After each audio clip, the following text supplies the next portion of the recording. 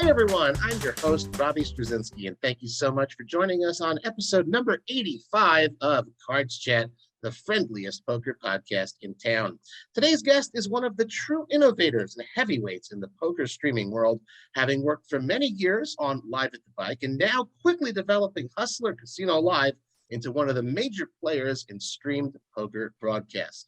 With constantly star-studded lineups, including a recent stream that saw Phil Hellmuth and Tom Dwan join some of the biggest influencers from gaming and from YouTube, our guest has created must-see viewing for any poker fan. Today, we get to know him a little better. Ryan Feldman, welcome to the CardsChat podcast. Thank you, Robbie. It's good to be here. I appreciate it. Good to see you, man. I remember we first met a few years ago, and I was like, who's this guy? Like, why haven't I heard of him? And at the time, I wasn't involved. I had no idea about the whole streaming world, but already even then, just a few years ago, you were deeply entrenched in it. And I'm grateful that we have a chance over the next hour or so to get to know each other a little bit better. You're obviously very familiar these days. Everyone knows you for your work in the poker streaming world. But I'm just sort of curious, how did you first get your start in poker in the first place? Sure. So I played poker since college. I graduated college I was in college from 2003 to 2007. So right at that beginning of the moneymaker boom, I learned it in college at my fraternity house, and I played a bunch in college. And after college, I played a little bit here and there. This is obviously when online poker was big. I would put some money on the website, I'd run it up and then lose it, take a break, et cetera, et cetera. And so then around 2010, I grew up right near where Parks Casino was, and they opened their poker room. And so I got really into it then. I started playing more for that next year. And then I started working at ESPN in Connecticut. I moved up there. And after the first year, I was a bit bored on my off days. I wasn't doing much. So I got back into poker again. I hadn't played in a while, really. And I started going to Foxwoods and Mohegan Sun, and I would play on my off days every week, for that next year or two. That's when I really started taking it serious and playing. Then I moved to LA. I transferred to the ESPN LA office to work on NBA Countdown. I started playing even more there because I was closer to the casinos now, and there's more poker rooms. So I started playing a lot. And as time went on, I had a lot of friends that were really good at poker that played a lot that I would hang out with. I lived with some poker players in LA, actually. And then I decided to leave ESPN in 2016 because I wanted to try to play poker more and figure out what I wanted to do next. I kind of was bored with how ESPN had evolved a bit into more corporate and whatnot. And I was just like, I'm ready for the next thing. So a few months after that, that's when I had an opportunity to become an owner and producer of Live at the Bike. I'd already been involved with them playing, commentating a few times, and an opportunity rose, and I'm like, wow, this is perfect. I can produce. I can produce, right? Like I'm involved in production. I like production. I like being able to have ideas in that field. And it's poker, which is my passion right now. I get to organize things, organize lineups, organize games, which I always had a passion for, just being kind of in charge and organizing things in different facets. And I'm like, wow, this would be perfect. And so I jumped on it. I came up with some ideas. They brought me on, and the rest was history. I kind of started doing that in late 2016. That's pretty cool. And for those who don't know, Parks Casino is located in Philadelphia. Ryan's got that subliminal messaging going on. He's wearing the Allen Iverson, Eric Snow retro NBA Jam shirt. Makes me want to play my old, Van Exel and Eldon Campbell team from back in the day. That probably wasn't the best Jam team. No, it wasn't, but it just shows a true Laker fan, not just when we had Kobe and Shaq. Exactly. So I'm curious, though, you said you went to college. First of all, which college was it? I went to Temple, who Eddie Jones went there. Probably on there you go. Too. There you go. Temple in Philly. Okay, and so, I mean, at the time, like you said, you had been playing a lot of poker. Obviously, you're steeped in the game, but you went to college, you majored in something. I guess you had. What was your major, first of all? Communications broadcasting. Okay. So I wanted to do sports broadcasting back in the day. When I grew up, I wanted to be in some sort of sports broadcasting, play-by-play or sports radio. That was what I wanted to do since I was a kid, since I realized that I wasn't going to be a professional athlete. And so I always had a passion for that. And then when I got out of college, I did a lot of broadcasting stuff in college. I did play-by-play for Temple women's basketball it was like through Yahoo Sports for maybe a year or two in college, and they're actually pretty good. That's when Dawn Staley was coaching them. And I worked for a website where I would do like video reports on games at Temple and different Philly basketball games.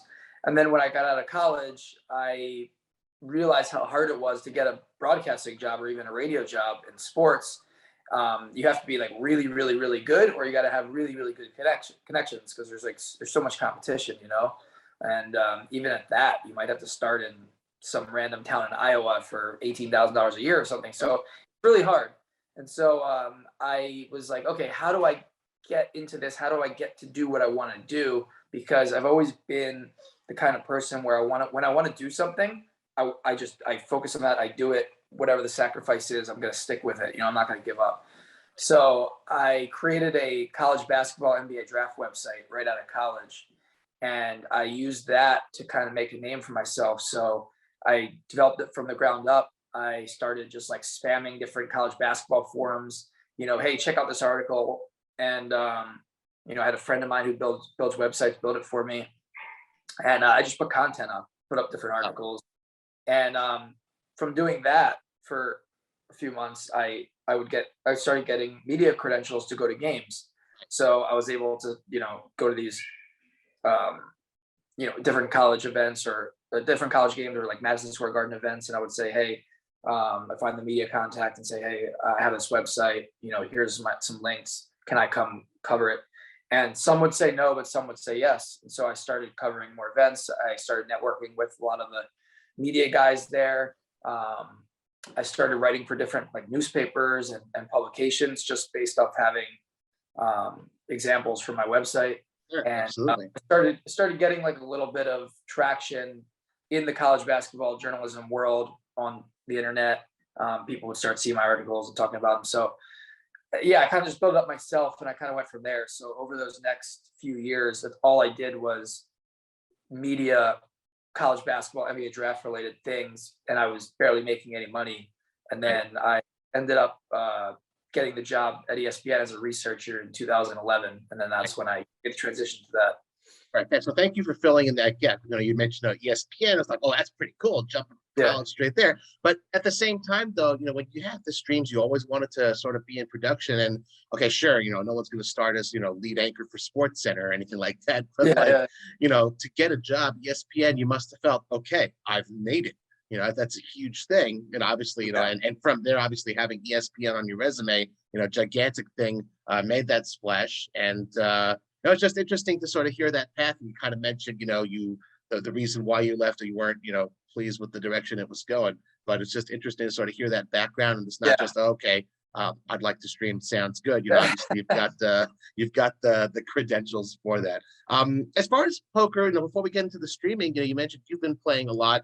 You look at your Hendon Mob. I see you got like close to 36 cashes since 2012.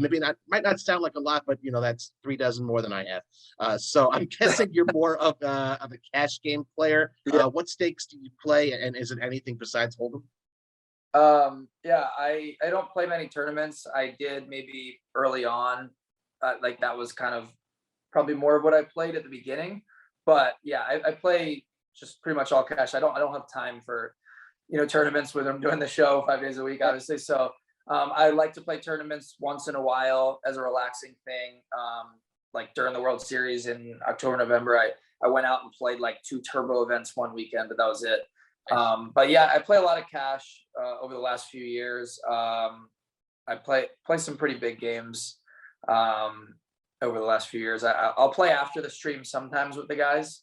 So sometimes I'll jump in on Fridays or you know, sometimes Thursdays or other days. But yeah, I'll jump in as big as like 100, 200 games. And I also play in some like private online app games as well. So I've kept myself occupied playing a lot over the last few years when I'm not producing the games. So pretty much my life is either organizing games, producing games, or playing poker on the side. obviously, beyond, having, thankfully, the bankroll to play in games that high, you kind of have to have the skills. You don't usually have a bunch of luck boxes in games like those. What do you do as far as like study and, continuing to up your own personal game, in preparation for those sorts of games? Yeah. So I don't. I'm different than a lot of people. I don't do like any sort of studying in terms of like I've never done like solvers or I've never read books or anything like that. I've for the most part I've really over the years just consumed content and just learned from experience and from broadcasting and producing the games. So I'm commentating over so many games. I'm watching so many games from producing. Like think about Sure. how much poker I consume, on a daily, weekly basis. So Yep. based on that, that's kind of like helped me evolve as a player since I started, when I started working at Live the Bike and then to now. Um, Also, I don't play in super tough games, so I wouldn't. I know that if I played in games with like a bunch of solid pros, I'd probably get wrecked. So I'm never gonna like tell someone that I'm a world class player or anything like that. I think I do decent against against like a field of mostly businessmen, recreational players, and a few pros maybe. But Sure. if I was playing against 8 pros, I would probably be the worst player at the table. So I enjoy playing in just more like fun games, games with like people that I consider my friends, that I play a lot with, and those are kind of like the games that I've played in mostly over the last few years.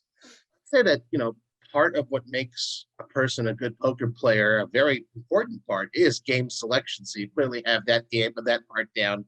And I personally find it very refreshing. And I think that a lot of folks here in the Cards Chat audience find that very relatable. Hey, I'm not just, the guy who's studying solvers. I personally find it very relatable as well. Myself, I'm also, Yeah. I consider myself a recreational player. But same thing. I'm like also just very steeped in the game. I've watched enough and consumed enough content as well. I never studied a chart in my life, but that's pretty cool to hear that.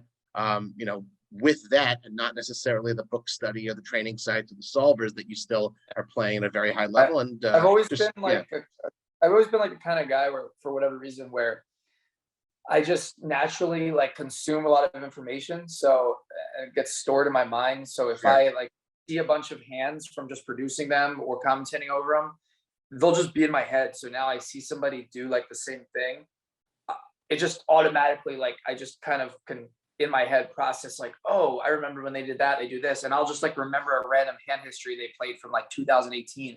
So I'm just weird like that where I can remember those things. So that's awesome. I guess that has helped me.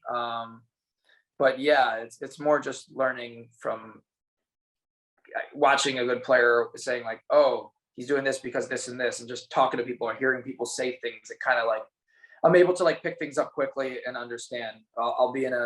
We'll be producing the game, and I'll be watching Garrett play, and I'll predict like his bet size and like it on the river or something, and the guys I'm working with will be like surprised sometimes that I'm able to somehow like nail it or come close to the exact size that he chooses to bet on a river. But it's Right. really just it's just learning from experience over the years, really. Right. Well, you mentioned, Garrett Edelstein, and right away all the men are all kind of smiling, say, "I want to play like that guy," and all the women are Yeah. swooning. Oh, Garrett. So we will talk about him just a little bit later. But one last question before we move into more of the streaming stuff. Just as far as a player, especially since you're more of a cash game player, do you have any sort of goals? Are there any tournament goals or lifetime earnings, or to keep moving up? Is there anything like that, or it's just keep on playing and having a seat at the table?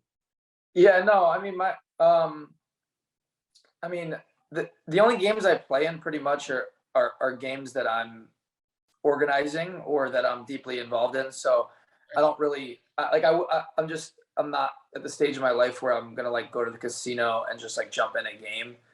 Uh, like I'm at the casino 5 days a week producing a show, and then along with producing the show, a big part of it is organizing the games, and so the games often go afterwards. So sometimes I got to stay afterwards. Sometimes I play with them. Sometimes I don't. And so yeah, I don't get like a lot of free time. But I'll like I said, I'll play on my phone like at home sometimes. But really, I like playing poker. All of us that are in the poker world obviously like playing poker. I like it a lot. It's fun. It's relaxing, especially if it's like a game with people I enjoy playing with that are fun and have like similar action to me. That I'm not the type of person who's going to sit there and just like knit it up and wait for hands. I want to play hands. I want to 3-bet, 4-bet a lot. I want to bluff. I want to hero call. And so when I'm playing with people that play like me, then it is a lot of fun. But my main goal is really just to be known for what I'm doing, for organizing games, for putting the shows together. And I get more enjoyment just out of like knowing that I put a fun game together and that everyone's playing in the game like enjoys it and wants to keep coming back. And so yeah, I'll play in that game sometimes, and sometimes I'll win, sometimes I'll lose, and hopefully I'll win more in the long run.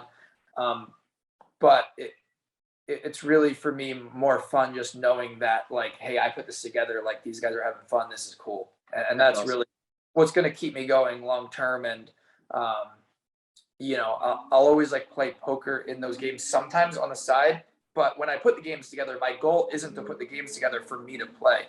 I'm not putting the games together so that I can make money. I'm putting them together because I just love to be the guy who organizes things and that people can come to and say like, hey, I want to play. And the same thing with the show or any outside game. And so, if I happen to play in some of those games once in a while because they want me to play, cool. But I really just enjoy being able to put things together for people.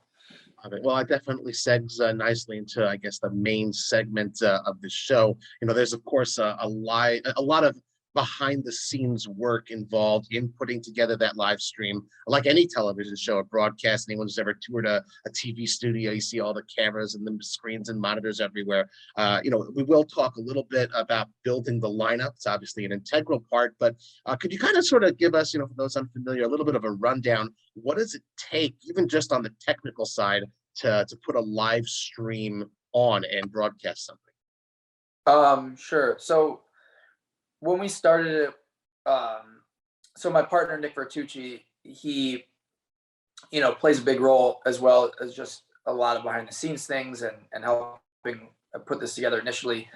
And through him, we got two guys that we met with that we said, hey, this is what we envisioned. This is how we want it to be. This is exactly what we want. And they came in and put it together exactly what we told them we wanted. And so it took a long time. We took our time before we debuted. It took months. In reality, probably like close to a year from when we first mapped things out to when we went on the air. And those guys set everything up. And so it took a lot of, putting it together, getting it right, training us, all of that, rehearsing. But they set it up so that now when we come in every day to work, it's a system in place, and there's things that happen once in a while where something doesn't work or whatever, but we learn how to troubleshoot it based off experience. And if I need to call our tech guy, hey, how do I do this? He'll tell us. But for the most part, everything's set up now because of them. And we come in and we know how to start it, how to do this and how to do that, and it works. And so we have our technical director, Patrick, who operates the cameras and does all the creative stuff with the production. And then we have an audio person and we have a graphics person. And so that's our team in the control room. So I'm kind of overseeing everybody, supervising, doing a lot of the things in between, graphics, things like that. And so, what goes into it from a technical side, it's really just, it's really just our getting everything set up every day, turning on the stream, recording, having we're on an hour delay during the week, longer delay on Fridays. Everything's kind of just there. Our technical director, is different buttons that he's pushing. It's a very hard job. It's an intense job. It's constantly multitasking, he's looking over here at something in queue while he has what's on the screen, and he has to follow the hand and the action, who's it on, all of that. So there's a lot that goes into that. There's our graphics person who's Brett, who's constantly in communication with the dealer, and so the dealer is telling him raise to 300, call, fold, raise to 2,000. And he has to follow the action and be on it, and he has to try to enter it as quickly as possible so that we keep up. Right. And so that happens, and then we have our audio person who's just in the zone, listening to the whole table program, trying to follow conversations to find the best conversations, isolating the microphones so that we just hear the important people, turning everyone else down. Now there's a big hand brewing. Okay, we have a split screen. Boom. These two people's mic numbers up, everyone else down. Let's focus on them so that if they say something in this big 100K pot, we're going to hear them. So that's a lot of it. And then I'm communicating with the floor man, with the dealer. I'm communicating with each of them. I'm listening to program to hear what players are saying. I am watching the action to make sure that the graphics on the screen are right and all of that. And so it's just like a big, it's just a big operation with each other, 4 of us, and we're just keeping everything going. And then that's pretty much it. And we just record every day and we stream it on an hour delay. And then at the end of the day, it saves automatically to YouTube, and we just come in the next day and do it again. Amazing. And then we have a video editor at home, a video editor that comes in. Sometimes he works from home a lot, Kyle, and he puts together highlight videos for us, and we're in communication with him. Hey, what highlights do we want? He's downloading the stream, and so it's a small team, but it's like everybody involved loves it, and they're super good at what they do, and that helps a lot. Sure. And like, you say you're on an hour delay, but that's obviously just for gaming regulation purposes. It's not like you have an extra hour. For all intents and purposes, you're directing a live production. No, we direct it live. Exactly. It just we do it exactly like you said. We choose to air it on an hour delay. Right. Fridays we do a longer delay.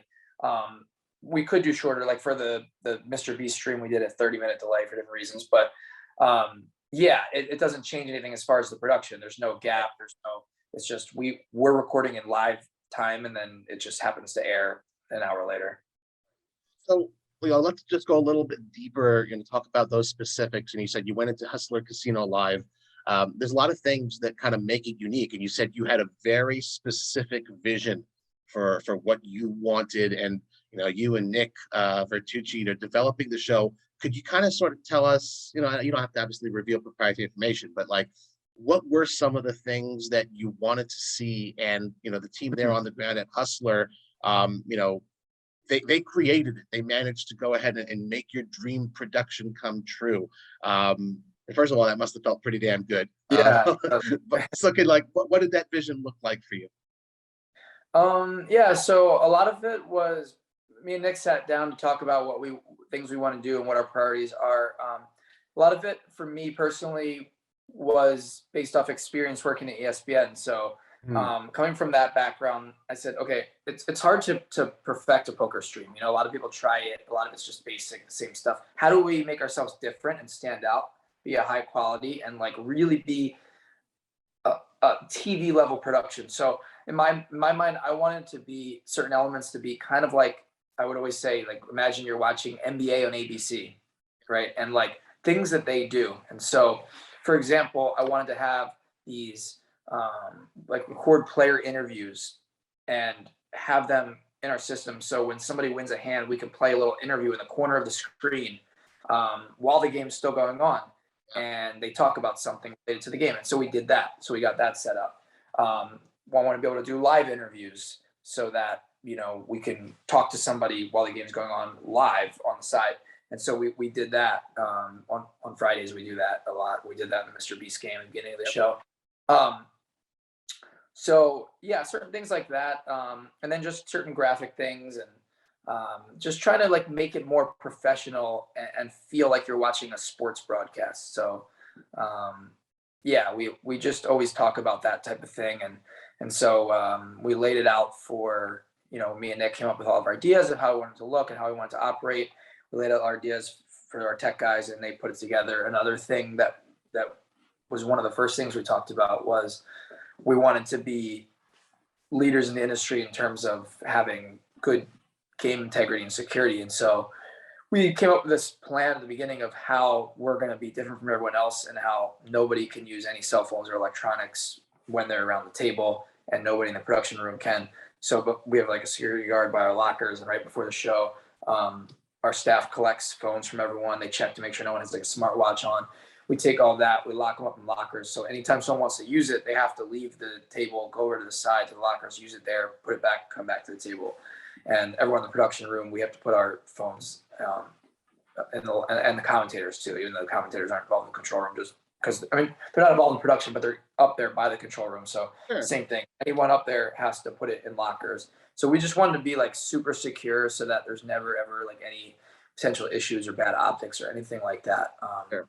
So that was one of the things as well that we kind of decided early on. So yeah, it was pretty cool to see our plan and our vision come to reality. It was actually, yes, definitely really cool for me, to see it and be like, wow, like this is literally exactly what we wanted, and it's actually happening. You know, it's very cool. It doesn't happen very often. Even just, you know, before the Mr. Beast game, you know, we talked, did like a little pep talk with our control room staff, and I was just like, thank you guys for, you know, like this is an important show, like this is our biggest show, and I was like, thank you guys for just like coming in every day and being passionate about this and caring and being a part of it. And without you guys, I couldn't do this. This is where we really see like all the hard work we're doing come to light, because there's going to be so many eyes on this game. And, you know, I said to them when we first started, this type of lineup is like beyond my wildest dreams for what I wanted to put together, especially in this short of a time. You know, we're in like month 9 or something. And, but I was like, this is like a dream lineup. This is what I envisioned. Like, can we get to this point, this type of thing?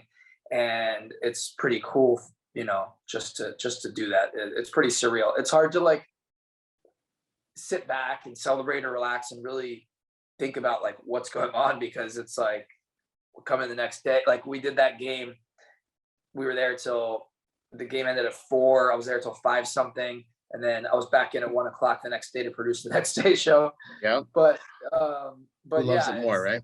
it's very cool just to see the results and see everyone talking about it on social media. It's pretty surreal, especially when you see like people talking about it who, to me, are like a big deal. You know, whether it's in poker or outside of poker, just seeing people like comment on it, or even the players in that show who are, you know, Ninja, Mr. Beast, whatever, like seeing them talk about it on different streams. Like that's very cool to me, just knowing that they care and that they enjoyed it.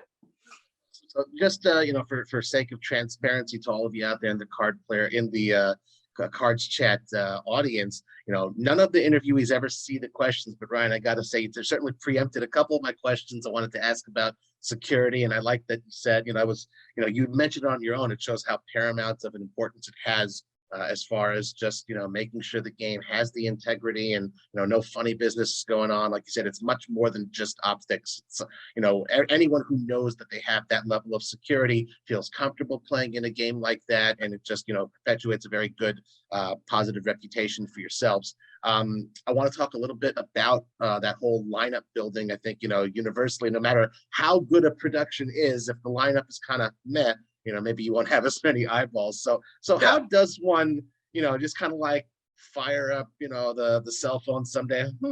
How does one put a lineup together? I mean, it really just comes together based off the network I've built over the years. So it's really just over the years.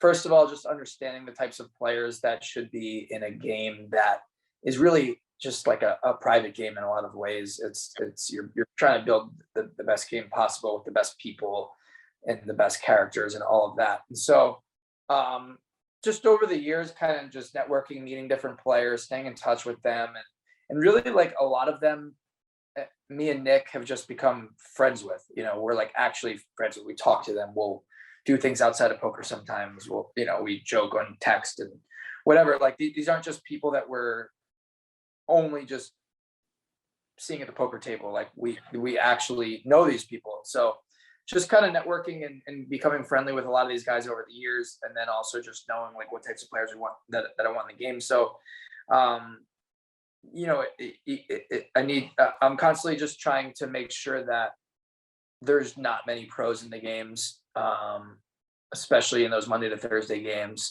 Usually none, sometimes one, at most two. And if they are, there's like a reason. It's because either we're just like out of players and we need to fill a seat, or which happens, or it's like some sort of vlogger or a big name player like a Garrett or something like that. And we want to make sure that like the lineups, that like everybody in the game always believes they have a chance to win, and that they're not looking around and saying like, oh, I'm definitely the worst here. You know, I want everyone to say like, oh, I could beat that guy, that guy, that guy. And that's what makes a good lineup. You know, it has to be fun where everyone feels like they have a chance to win. There's action guys, there's recreational players, there's even players that are tight, maybe aren't that good, you know, or whatever it is, you know, and it just has to be a balanced lineup where it's not like, you know, it can't be like 5 really good pros and 4 really bad players. Like that's just gonna not be fair, you know.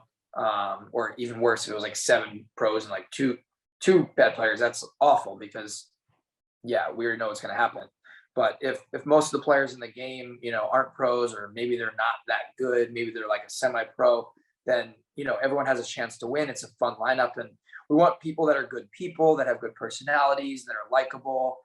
They get along with people. They're good characters. They're entertaining. Like they have to bring something to the table. And so, just over the years, I've kind of just learned how to build those lineups, and I've just networked with those people, kept in touch with them. And then, you know, at this point, yeah, I kind of just know like, okay, like these are the guys that are going to play on Tuesdays. And I just figure out like who's available on Tuesday. All right, these are the next guys. These guys can play Wednesdays or Thursdays. What day do you want to play? And it's just like a priority list where I'm just texting them every weekend and saying like, hey, do you want to play this day or this day? Do you want to play this day? What day are you available? Do you want to play this week? You know, and just filling in the seats and figuring it out. The Friday game becomes a little bit more difficult because it's a bigger game. And it's harder to get people to want to play, you know, 100, 200 or 5,100 even, you know, especially if you have, you know, some good players in the game. You know, Garrett gets a lot of eyeballs for us. And so people love watching him play, obviously. And so he's usually going to be in the game. And so, you know, so that it becomes a little bit trickier sometimes because, you know, some guys really like playing with Garrett, but some guys are like, oh, wow, he's too good. Like, I don't want to play. So that his own success, right? yeah. And so that becomes a thing, and not just with him, but he's the best example. Sure.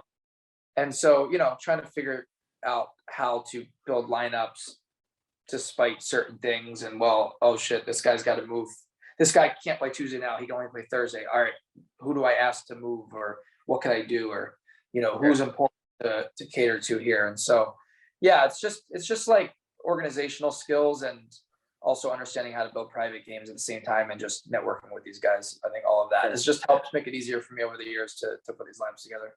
I would say there's a lot of resonance to say like a really good chef. You know, you've got like the Guy Fieri or, you know, the Gordon Ramsay in there. They just kind of know, you know, what ingredients, and obviously you've got the experience after all this time. You kind of know what works. But if, you know, one of us amateurs were just to follow a recipe of sorts, you know, a third cup of oil, you know, a little bit of flour, is there any sort of magical or a range, you know, for use a poker term, of a balance of like, you know, this certain number, like at an 8-handed or a 9-handed table, this many businessmen, this many, I don't know, sports stars, this many, like, is there something to that, or it's just really like you can really only know after experience what works? Is there a formula?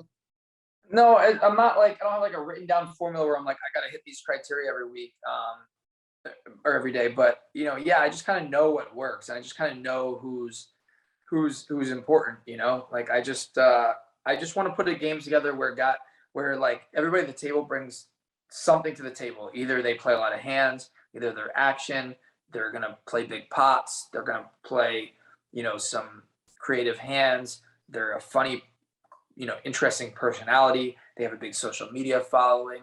You know, there has to be something in that they bring to the table. They can't be, you know, they can't be a guy that plays 20% VPIP, they only play small pots and they don't talk, and they're pretty good at poker. Like, that's just what do you bring to the table? Not good for TV, right?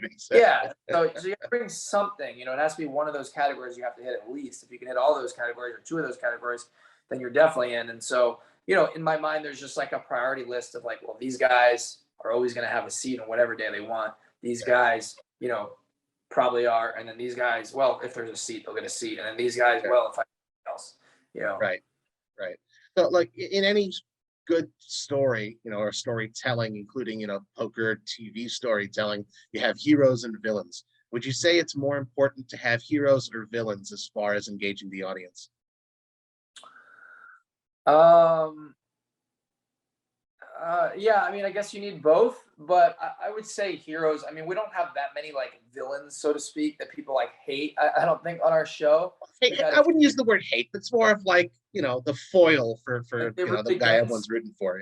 Yeah, I don't think we have that many on our show, and we've been pretty successful. I think that yeah, it helps, but I think in poker, like people can just enjoy it just from watching, from rooting for people. We had Okay. Dylan on the show, who for a while he became a villain, and people were rooting against him, and that worked because we were getting a lot of viewers just because they wanted to see Dylan versus Garrett. Garrett's the hero, Dylan's the villain. There you go. Exactly. But Right. yeah, so that definitely gets a lot more eyeballs. But I guess it depends on like why they're the villain. Because if they're a villain for like a really bad reason, then they're just not going to be on the show, because we don't want like actual bad people, or like people that are actually doing like bad things, like the types of things in poker that are like actually bad. And if they're doing one of those things, like they're just not going to be on the show. We want good people mostly on our show. Not mostly, but we want good people on our show. It's very hard to get on the show if you're not just like a genuinely good person. So yeah, I don't think we've had many villains. I think heroes are probably more important. But if there is one that makes sense, like a Dylan, then we got to roll with it. How about some more polarizing personalities that you may have had on the show? Is that an important thing, or just because that kind of throws sort of like a "where's this gonna go" type of element into the show? Yeah, maybe that's more likely. Yeah, some just person. Yeah, some polarizing personalities where people you know either like that person or hate them, and they create a stir with things they say. Yeah, I think that can work. I think we've had a few of those for sure. Yeah, I mean, those are definitely all things that factor in, like as another thing you could bring to the table. I mean, really, anything that is going to make you either have to make people do something that makes people want to watch you play, and once makes people interested in you, or you have to just be like fun for the game where players want to play with you. The most important thing is the game, and like the players, right? Like if all the player, if there was some guy who got a lot of views, got a lot of attention, but like all the players that played our game were like, we don't want to play with this guy, then he wouldn't play, despite being the most popular person in the world. Has to work as a Because whole. yeah, because in the grand in reality, all we're doing is we're putting together private games that happen to be broadcasted to the world for them to Uh-huh. see. People Right. get to watch them. Luckily they're able to watch them for entertainment. But really, we're putting these together mostly for the players. Mhm. They want to play. Without the players, there's no show. Like there's guys that are losing real money, significant amounts of money in these Yeah. games, and they're willing to go do it on camera.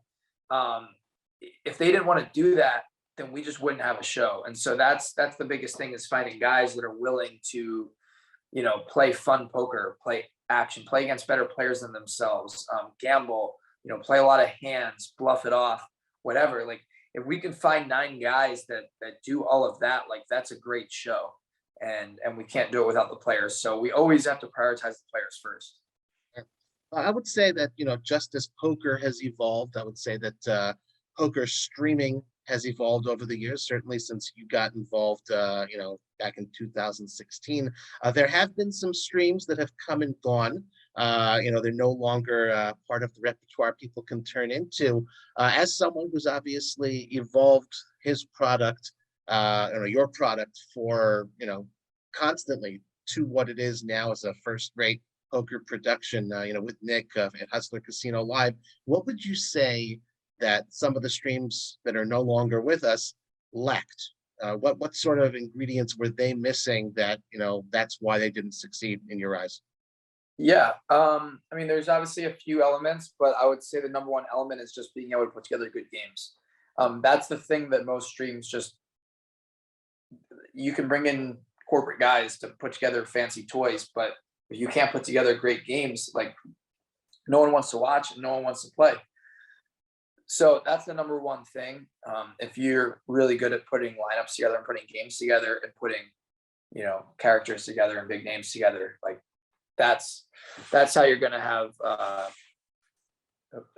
success. And then, if you can also get high quality production, good cameras around it, then I think people want to watch it. No one wants to watch a crappy production, but they still would to a degree if the games were sick, but they would rather watch that than watch some really sick production with terrible lineups. Yeah. So you need both, but and the players, most of the players don't really care about the production that much. Like they just want to play in good games. So Right. Interesting. So okay, so we've got some pretty phenomenal productions right now. We've got obviously yourselves, Hustler Casino Live. We've got of course Poker Go, everything that they do, the Lodge Live, a relaunch of Live at the Bike. They're really booming. People are really tuning into lots of streams these days. Do you sort of see this as like it's great, everyone's so successful, or do you sort of feel that there's a little bit of competition? And if it's a competition, is that a good thing, or do you not care really? I mean, competition is always good. I think that it first of all, it's good for poker to just have a lot of streams, and I mean, it's just good for poker, right? It's definitely good. I think it pushes us to just be better and just always be looking over our shoulder for sure. I think it's interesting that a lot of the streams you can tell are kind of trying to like copy us in different ways and be like us and see our success and pick different things that we're doing, which I guess that's respect. So that's cool. But we're confident in what we're doing, and we're confident that we have the best product, we have the best games, and we're always going to be on the top based on how we've done so far. And so we're not really worried about it. But it's definitely good to have that and just have more competition and more things for people to watch for sure. I mean, sure, if we were the only streaming out there, we'd have more viewers because there'd be nowhere else for people to watch. But it's I think overall it's a good thing to have these other streams, and it's just more content for poker fans to watch, and I think that's good for poker. A rising tide raises all the boats, plenty of pie for everybody to have a slice. I like that. Good attitude. And I think you'll continue to see a lot of success with an attitude like that. Just my personal opinion in there. Yeah. All right, we got to talk about the stream. Of course, that everyone knows just a couple weeks back now, you had the Hellmuth and Dwan, the pros. You had Alan Keating, Ludwig, Alexandra Botez, Mr. Beast, Ninja. Did I miss anybody?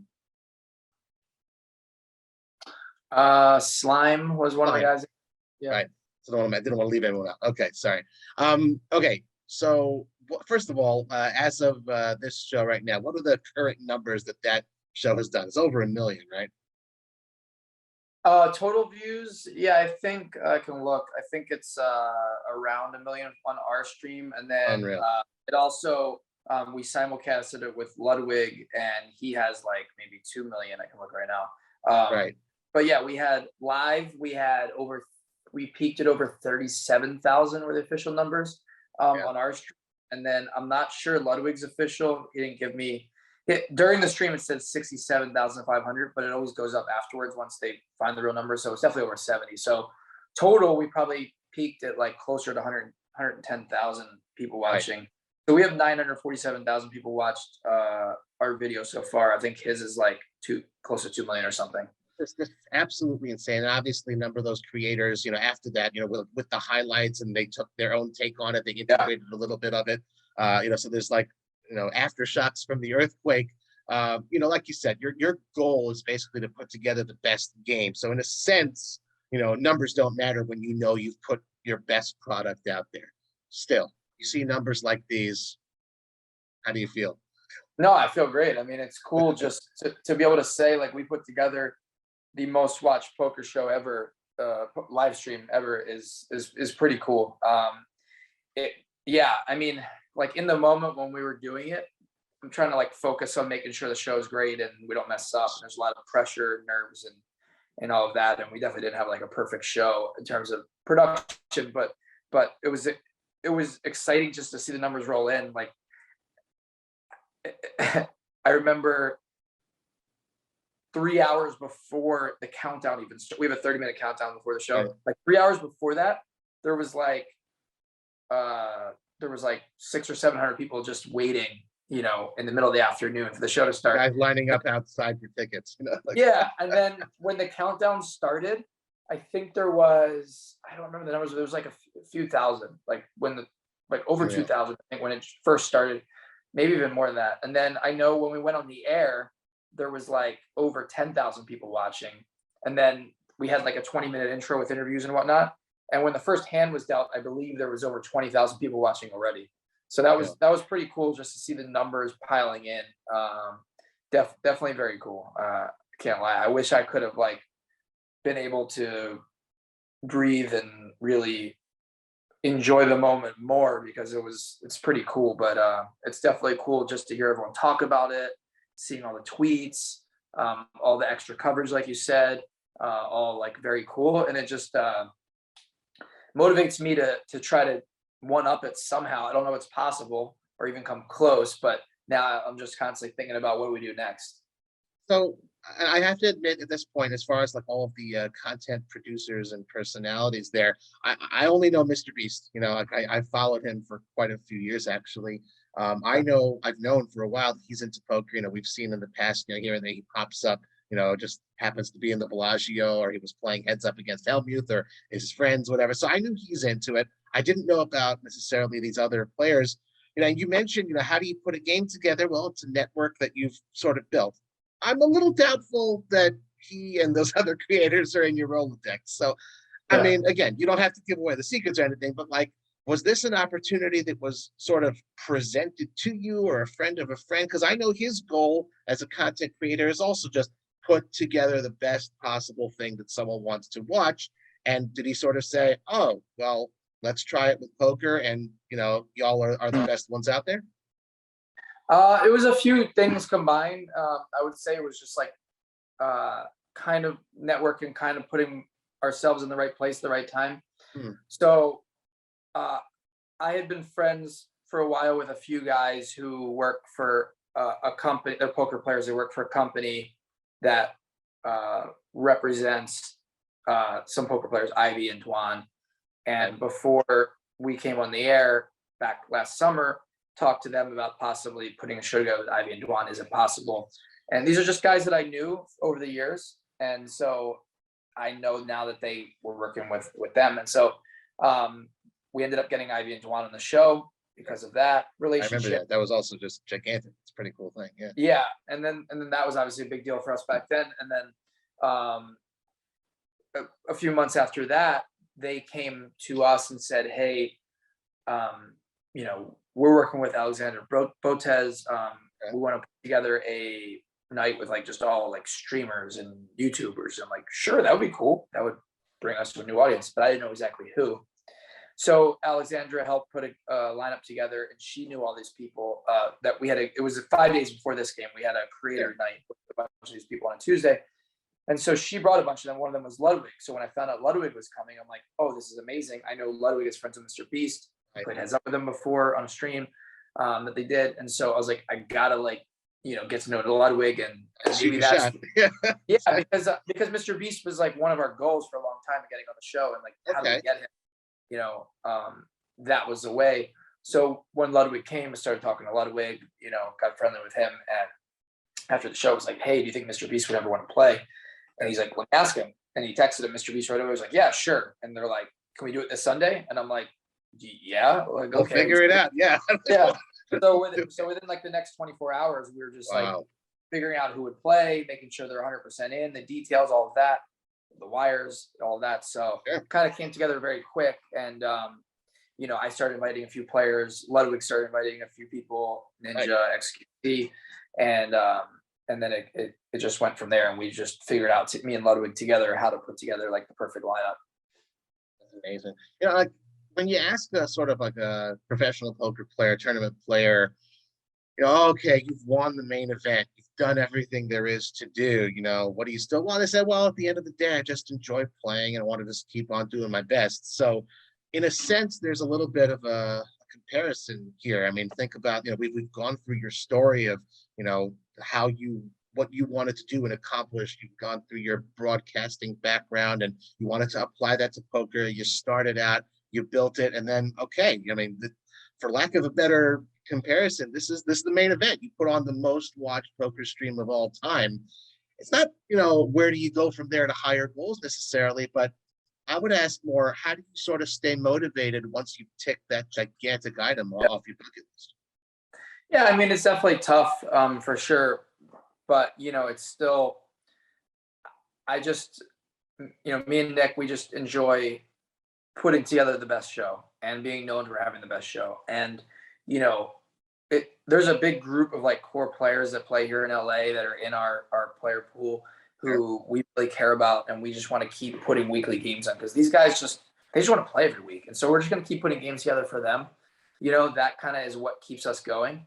And, when an opportunity pops up again for another like highly viewed show, we're going to do it.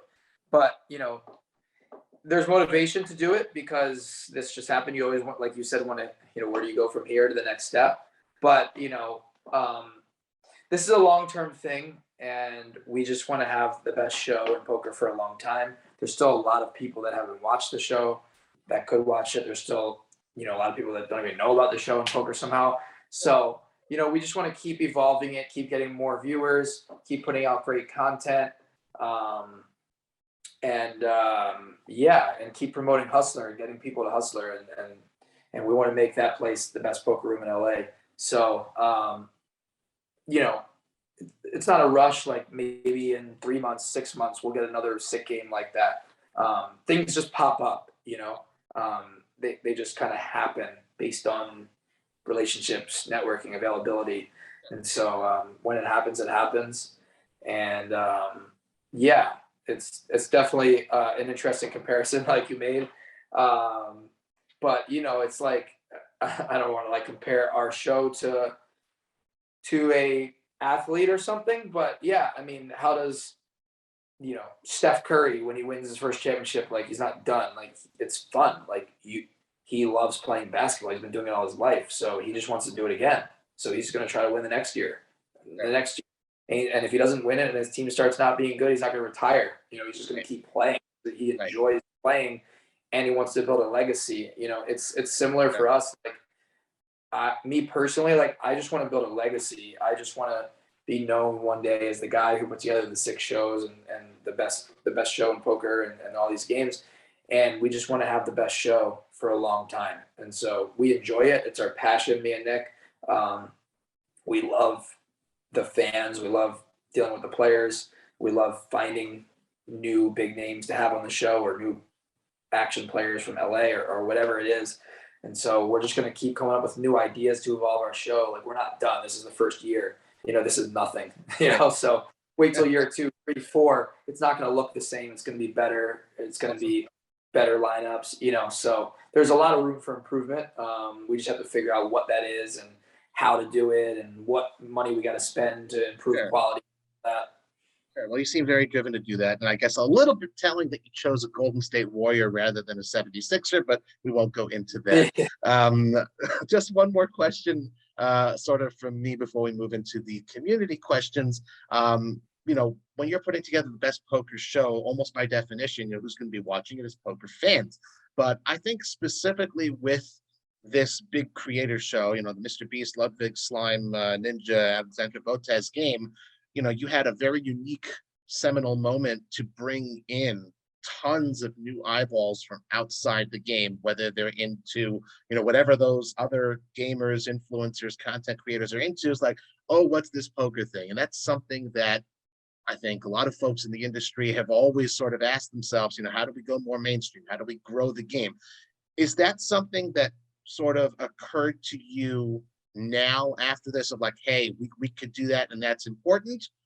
Or has that also sort of always been a goal for you from the get-go of like, let's find a way to grow it beyond just the core audience? So you're saying just Okay. Yeah, I mean, I think that it's interesting. Like, there's a lot of people that watch poker that aren't just poker players, right?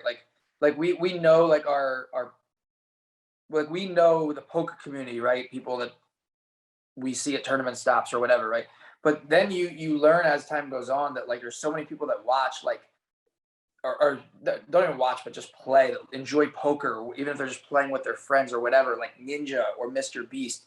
And as time goes on, you realize you're like, wow, like poker's a huge deal, right? Like it's a huge sport. Like it's not just these guys that go play at the WPTs. Like it's people just, like there's people that play poker that know a lot about poker, that enjoy it a lot, that have no clue who these guys are that are playing WPT tournaments. Yeah, yeah. And so you have to find those people, and there is a big audience, and you have to put. So we're trying to put a show together where we can get like those people to enjoy watching, those random people that just, Nice. they're not these guys that we see on our Twitter feeds every day. They're Right. these guys that are just doing other things that they maybe just watch like WPT or WSOP on TV, right? They're like the more broad audience, not the like niche audience. And so Sure. how do we appeal to them? How do we get them to know about our show? And by the way, if my iPod gets down to like 2%, I might have to actually, I'm just gonna have to move it to charge it. Um, but yeah, so, and I think one of those ways is getting guys like Mr. Beast, Ludwig, athletes, Steph Curry or whoever to play on the show. And now you show them like, look, poker's a big deal. It's not just these like, to a random person, they might be like, oh, they're just nerdy poker players. But if you show them like, hey, look, everyone loves poker. Mr. Beast is playing poker. This, whatever. This famous, what if we got like Elon Musk to play or something? I don't know. Saying like there's like everyone loves poker. Like Michael Jordan probably plays. So He does. how do we get those people involved somehow? And that's always the goal is like, let's get these mainstream people on with poker players to bring the industry together to show like, hey, these guys can like, that doesn't happen in other sports, right? You can't put a basketball game together where it's like Joe Schmo, and Steph Curry on the court together. Happen. But poker you can, and they can compete, and it's fair. You can put together an athlete, a YouTube star, and a poker pro, and look what happened when we put it together. The pros didn't do well, and these guys that don't play poker that much, Mr. Beast, Ludwig, Alex, Botez, they crushed. Like they won like 1.3 million combined, right? Yeah. And yeah, maybe because Keating decided to play crazy, but that's for the good of the game. For the good of the game. Yeah, but that's how poker is. Keating's been playing forever, and he could have easily crushed and won a million as well. Yep. It just shows that like these guys like have a chance, and we can get other mainstream celebrities to play too that just really love the game of poker, and they have a chance. And my goal when that happens is to put together a lineup that they're going to enjoy and have fun and actually have a chance to win it. I don't want to put them in a game with like, I'm not going to bring some Mr. Beast in with like 8 super tight pros. Like that's not fair. Here's a lineup, going to enjoy it. And so that's how we're able to put something together that people actually like really, really enjoyed watching. And people are talking about how this is like the coolest poker game ever. It's because of the mix of, you got 2 big name poker pros who aren't like super tight crushers or something, like Phil are different, and then you got Keating who's action, and then you got these YouTube stars. Like the combination is what makes it cool. Right, for sure. And I just want to point out one little thing that you did mention, because you mentioned basketball. Maybe I don't know if you're aware of this, but remember the MTV Rock and Jock? They did kind of so they did kind of do that little bit of that was cool. It's very gimmicky, but that was that's a great example, and people love that, even though the quality of basketball wasn't great. People watched it and talked about it. The 25 or 35 shot. And they had like I remember young Justin Bieber, I think, was putting up threes over there. Michael Rappaport, I remember that stuff. Oh, that was like the NBA. So that was like the celebrity game of the All-Star. Okay, right. That's it. Yeah, but that too was very cool too. Yeah. Yeah. All right, we'll do like a very quick rapid fire, just like off the top of your head. What's your answer to these few questions, and we'll get into the audience questions. What is your favorite non-poker TV show to watch? Well, I'll watch like different series and whatnot, but I would say like Clock.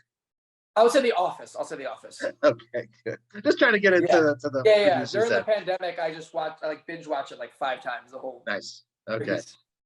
What is your favorite poker movie not named Grounders? Uh, Molly's Game. Nice. Okay, good one. Is there a secret to beating LA traffic? No. What are the Yeah, best? drive in the middle of the night. There you go. What are the best and worst parts of living in LA besides the traffic, obviously? Best part, I would say, just the weather. It's just relaxing. Um, Worst part besides the traffic, expensive. Okay, fair, cool. What is who is the most famous non-poker person you've met? Most famous non-poker person I met. I mean, like I said, I worked in basketball for a while, so I've met like Steph Curry, Giannis. Nice. I guess I've been next to LeBron. I guess I never really met him. Within his aura. Okay. I've never met him. Yeah, off the That's top of pretty my head, famous. I would say Steph Curry or Giannis off the top of my head. I would say Cool. Okay, and last rapid one. What's the best restaurant in LA? Matsuhisa. Matsuhisa. All right.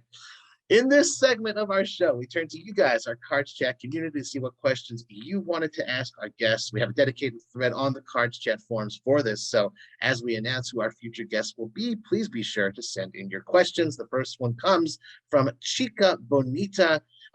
Chica Bonita wants to know, are there any projects in which you plan to take part in the near future that are not related to Hustler Casino Live? Nothing planned. There might be opportunities down the road where we do something like related to our show that we expand, at a different casino or something. But there's nothing like planned right now. Right now, the focus is just Hustler Casino Live. Okay. Acid Burn FX always asks some interesting creative ones. This is the definition of changing gears, Ryan. Acid Burn FX wants to know, what would you change if you could go back in time and why? Like for myself or for As the world? wide or as narrow as you want on that one. What would Exactly that reaction right there. People aren't watching, you're just listening. That reaction is what I get when I see these questions sometimes, but they often unearth some interesting little nuggets. I could go back and I mean, what could I even change? I don't know. Let's say within your own life. Let's go a little narrow just to specify. I would make a lot of better financial decisions, that's for sure. Okay. I would well, I guess I could easily, all of us would say this, but I could have invested in Bitcoin and Ethereum a lot earlier than I did. There you go. But then I could also say that I should have pulled out of it a lot right. sooner too. That's fair. One of those two would have been the right answer, I guess. That's fair. A fair take. Yeah. Another one from Acid Burn FX. Which one of your responsibilities do you wish you could either get rid of or delegate to someone else? Interesting. I actually, like, a lot of the things I do, why I do so much is because I just enjoy doing it and I like trust myself to do those things. But so I mean, honestly, like if there was something that I wanted to like delegate to do to someone else, I probably would have done it already. But I would say like in the future, at some point in the next year or two, I'm gonna have to like scale back a little bit because it's just so much work. And so I'll have to find somebody that I can bring in that I trust, that me and Nick trust to like build lineups and be in the control room and oversee things like I'm. And so if I could find somebody that is really good at those skills that can do it like 2 days a week, let's say, so that I can be home 2 days a week, so I could focus on the Friday games and the more big project games, then I would say that just having somebody who can build some of the like let's say Wednesday and Thursday shows and then like be in the control room and oversee everything. I would say that finding someone to do that role, definitely. Like I don't want to find someone to do social media for me because I like doing it, or overseeing video content, or building Friday lineups. Like I don't need any of that, but just maybe some of the lesser shows like the Wednesday, Thursday, or Monday, Wednesday, or something like that. Maybe just having someone that I trust that knows how to like put games together. But it's just hard to find that person For sure. because they don't. It's hard to like we It's tried your earlier. baby. It's your Yeah, baby. I get exactly. it. And it's hard for me to like teach someone the formula. It's just you either get it or you don't. Right. That's fair. We'll do two more questions before we call it a show here. Crystal, thank you very much for submitting these. Crystals wants to know, Ryan, in your opinion, could any of those content creators from the big game be successful playing poker for a living versus what they typically do? Well, I mean, it's hard to say because these guys are really smart, and I think if they took it serious and they played in good games, which they obviously could get into good games based on who they are. Right. I think they could, a couple of them. I think that if Alex Botez got the right coaching and put enough time into it, she's obviously really smart to be that good at chess. I think that she could, and she could get in the right game. So probably her, number one, because she has a lot of like the fundamentals down, I would say. And I even saw her like four bet light a couple times. I saw her like bluff a couple times. And then, yeah, I would say I was really impressed by Ninja actually. Like I thought Ninja had a really good sense for the game. I was really surprised. Like I thought he was like really like smart and good. He like got poker. He like understood it. And I was really impressed. So I mean, I know he said I think his brother plays poker, and I think he played a lot when he was younger. So I'm sure if Ninja put a lot of time into it, he could do well in some juicy games. Course, instrumental in the thumbnail of the millennium Yeah. together with Phil Houghton. It's just an incredible screen cap. Last question for you again from Crystal's. Ryan, Crystal wants to know, do you ever see Hustler Casino hosting a massive poker series that could rival those taking place in Las Vegas? Yeah, absolutely. It's just a matter of space.